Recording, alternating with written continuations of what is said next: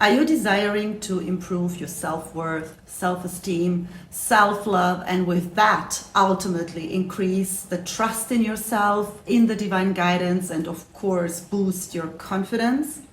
Then the number one thing in particular women need to do is to stop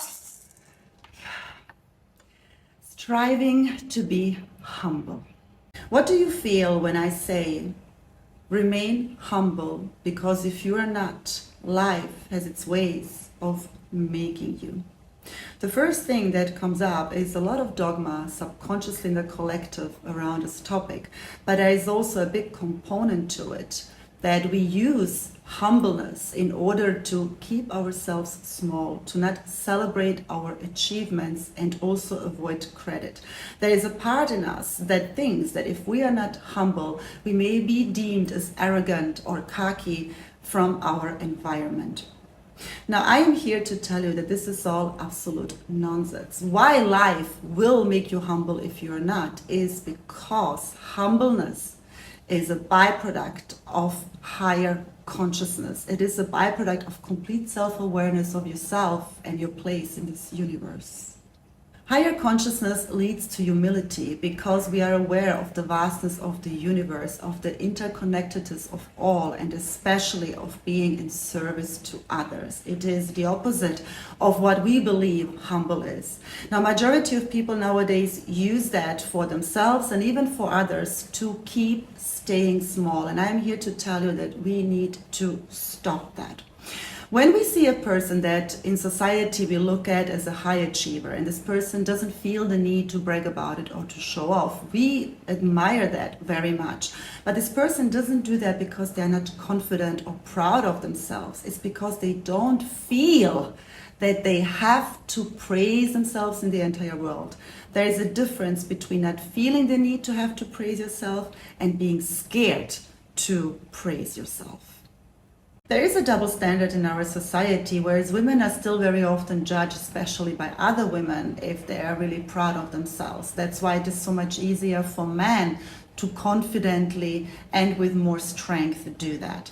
And I'll give you a little example. When I went to a dinner a few weeks ago, my friend introduced me to the crowd as Anita Akami, saying that she's everything but humble. Now, she meant that with love, so I didn't take it personal and all. And plus, I know who I am. So, when you know who you are, those things don't trigger you.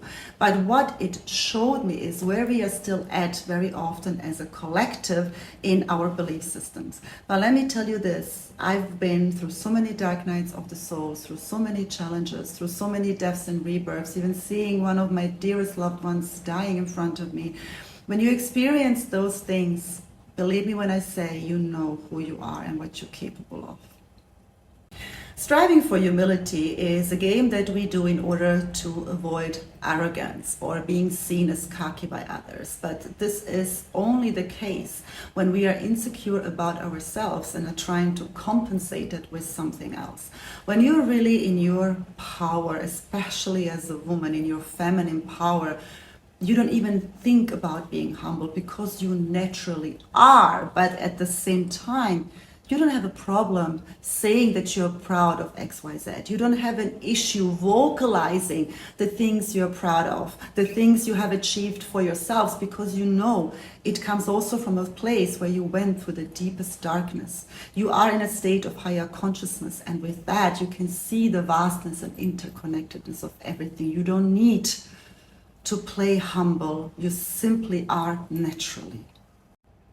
Humble people are powerful people, and powerful people are humble people, but it's not in the dogmatic way society would like us to believe and in the programming that we have received. You are not sitting on a pressure cooker that is going to blow off just because you're finally really fully embodied in your own greatness. When you speak of that state of inner alignment, when you're really in your power, when you full on love who you are, in your weakness, in your strength, and especially when you own the dark moments you went through that gave you that strength, that gave you that confidence, that made you aware of that power, then you are in a state where your energy and the way you say things speaks for themselves. There is another vibration behind your words, behind your being. This is felt by others, and this will inspire others.